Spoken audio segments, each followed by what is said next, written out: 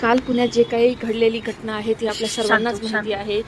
ही एक प्रत्येक पालक असलेल्यांच्या काळजाचा ठोका चुकवणारी आहे आणि प्रत्येक पालकाला मनाचा घाव घालणारी आहे. आणि हीच गोष्ट मी माझ्या ज्यावेळेस नवऱ्याला सांगितली त्यावेळेस त्याचे सुद्धा अश्रू थांबेनासे झाले आणि त्याला सुद्धा ते दुःख काय होतं ते कळलं. पण ह्या प्रशासनाला कधी कळणार आहे की न्याय कधी. अतिशय निंदनीय गोष्ट आहे. पुण्यासारख्या ठिकाणी आपण राहतो जिथे म्हणजे काय बोलावं, इतकं कुठे सेफ वाटत नाहीये.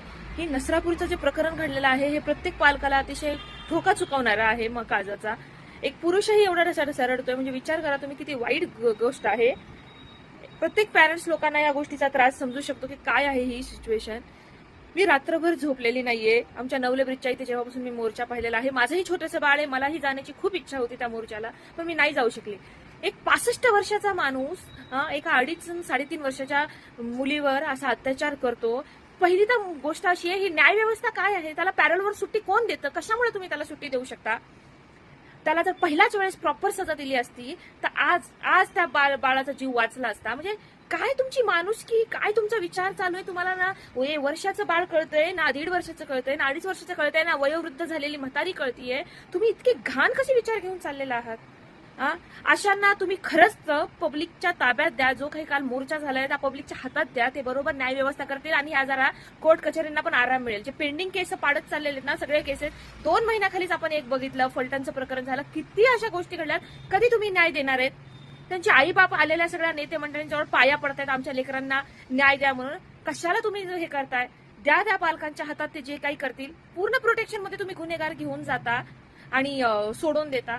अतिशय निंदनीय आहे. एक पालक म्हणून आज खरंच सांगा, खरंच आपले बाळ सेफ आहेत का? तुम्ही तुमच्या मुलींना लक्ष्मी म्हणता. आमच्या घरी लक्ष्मी आली, सगळ्यांनीच त्यांना लक्ष्मी समजलं पाहिजे ना. म्हणजे आज मी सांगू का, कुणावर विश्वास ठेवून मी माझं बाळ 5 मिनिटं तरी कोणाच्या हातात देऊ शकेल? नाही देऊ शकत. ते राहिलेलीच नाहीये. आज ते युगच राहिलेलं नाहीये. हे कोणतं युग चालायला लागले जिथे ना कुणाला काही नातेच कळनाशे झालेले आहेत आणि हे खूप निंदनीय आहे. अतिशय वाईट आहे.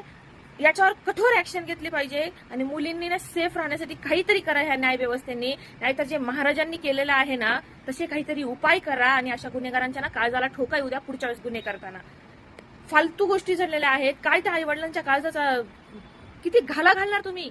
एक छोटंसं बाळ, काय सांगू तुम्हाला, 1800-1900 ग्रामचं बाळ ज्यावेळेस आपण घेऊन येतो त्याला आज इतकं 2 आणि 2.5-3 वर्षाचं करताना त्या आई बापाच्या काळजाला काय काय सहन करावं लागतं. आणि जेव्हा ते अशा अवस्थेत स्वतःचं बाळ बघतात काय काय त्यांना त्रास होत असेल.